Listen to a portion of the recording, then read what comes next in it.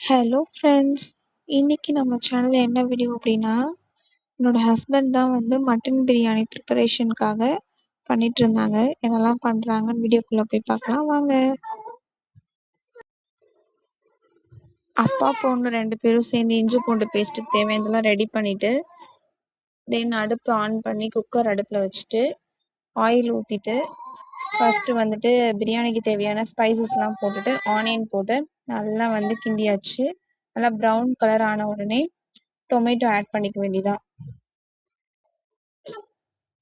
வெங்காயம் தக்காளி ரெண்டுமே வந்துட்டு நல்லா ப்ரௌனிஷ் ஆனதுக்கப்புறமா வந்துட்டு நம்ம பிரியாணிக்கு தேவையான மசாலா எல்லாமே வந்து ஆட் பண்ணிட வேண்டியதான். ஸோ இந்த பிரியாணியில் வந்துட்டு என்னோட ஹஸ்பண்ட் வந்து ஸ்பெஷலாக ஆட் பண்ண மசாலா என்ன அப்படின்னா, ஒரு மிக்ஸி ஜாரில் இஞ்சி பூண்டு புதினா கொத்தமல்லி கொஞ்சோண்டு பச்சை மிளகா, ஸோ நம்ம காரத்துக்கு ஏற்ற மாதிரி போட்டு இதெல்லாமே வந்து கிரைண்ட் பண்ணி அந்த பேஸ்ட்டை தான் வந்துட்டு இந்த பிரியாணியில் வந்து ஆட் பண்ணியிருந்தாங்க.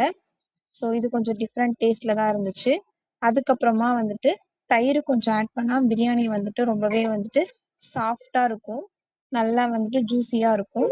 ஸோ நெக்ஸ்ட் வந்துட்டு கறி வேக வச்ச அந்த தண்ணியை எடுத்து பிரியாணியில் வந்துட்டு தேவையான அளவுக்கு வந்துட்டு நாங்கள் வந்து இன்னைக்கு 3/4 கிலோ அரிசி தான் வந்து செஞ்சுருந்தோம். ஸோ அதுக்கு தேவையான தண்ணி வச்சு குக்கரை வந்து க்ளோஸ் பண்ணியாச்சு. குக்கரில் 2 விசில் வந்ததுக்கப்புறமா பிரியாணி ஓப்பன் பண்ணி பார்த்ததுக்கப்புறம் பிரியாணி பார்க்கவே வந்து ரொம்பவே சூப்பராக இருந்துச்சு. ஸோ டேஸ்ட் பண்ணி பார்த்தோம், நல்லாவே இருந்துச்சு. இந்த மாதிரி நீங்களும் ட்ரை பண்ணி பாருங்கள் உங்கள் வீட்டில். நெக்ஸ்ட் அதுக்கு சைட் டிஷ்ஷாக வந்துட்டு fish fry, onion raita, boiled egg தான் வச்சு சாப்பிட்டோம்.